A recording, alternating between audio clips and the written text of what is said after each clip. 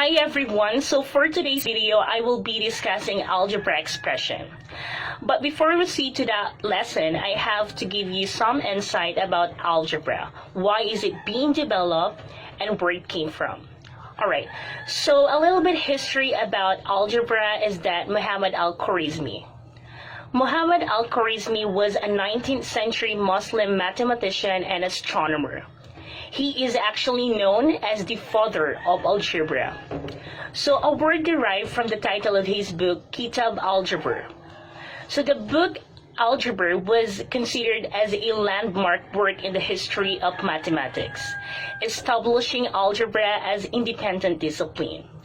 So the book was a pioneering piece of work, like offering practical answers for land distributions.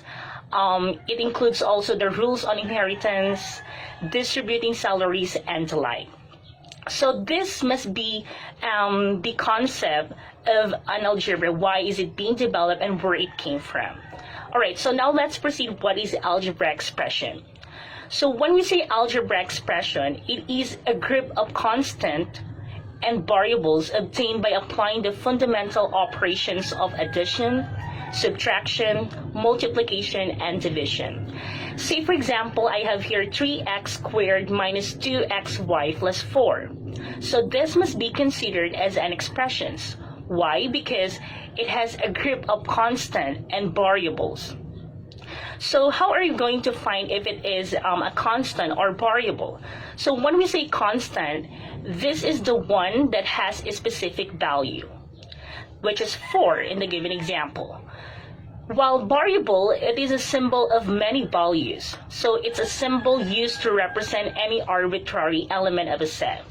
So you can actually use any variables in the given alphabet. And as you can see here, you have there 3x squared in the given example. So that must be considered as one single term. And when we say single term, or term, it is an expression that is actually preceded by a plus or minus sign. So now let's proceed to the types of algebraic expression. So we have here actually 3 types of algebraic expressions. Number 1 is the monomial. So when we say monomial, from the word itself, mono, which means one. So monomial is actually a mathematical expression consisting of one single term. Say for example, you have there 3x squared. So this must be considered as monomial because it has one single term. Number 2 is binomial. When we say binomial, from the word itself, bi, which means 2. So when we say binomial, it is an expression consisting of 2 terms connected by a plus sign or minus sign. Say for example, you have there 5x plus 2y. It is actually separated or connected by a plus sign or minus sign. So you have there 5x, which is considered as a one single term. And you have there 2y, which is the second term. So this must be considered as a binomial. Number 3 is trinomial. When we say trinomial, from the word itself, tri, which means 3.